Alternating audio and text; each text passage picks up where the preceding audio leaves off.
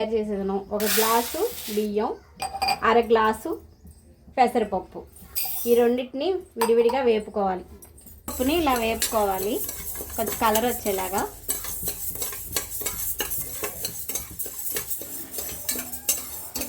టైట్గా బియ్యం కూడా కొంచెం రోస్ట్ చేద్దాం.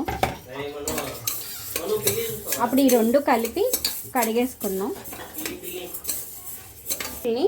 కడుక్కోవాలి. గ్లాస్ పప్పు బియ్యానికి 1 గ్లాస్ పప్పుకి 4 గ్లాసులు వాటర్ పోయాలి. 4 గ్లాసులు వాటర్ పోయాలి.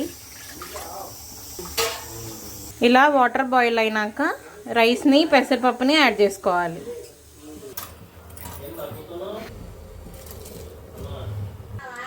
ఇలా ఒకసారి మంచిగా మిక్స్ చేసుకొని విజిల్కి పెట్టుకోవాలి.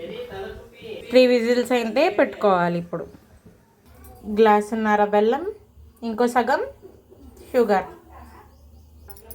1/2 గ్లాస్ పంచదార. బెల్లము పంచదారని యాడ్ చేసుకోవాలి.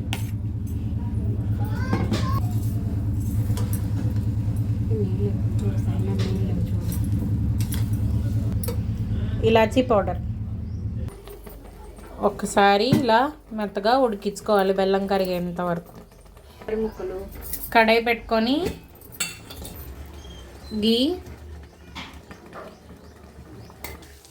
గీ వేడైన తర్వాత కొబ్బరి ముక్కల్ని వేసుకొని ఎర్రగా ఫ్రై చేసుకోవాలి. కొబ్బరి ముక్కలు,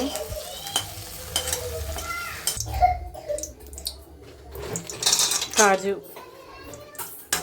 ఎర్రగా ఫ్రై చేసుకోవాలి.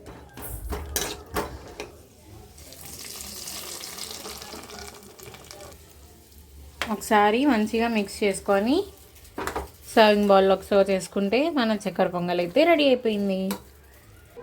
అంతే, రెడీ అయిపోయింది.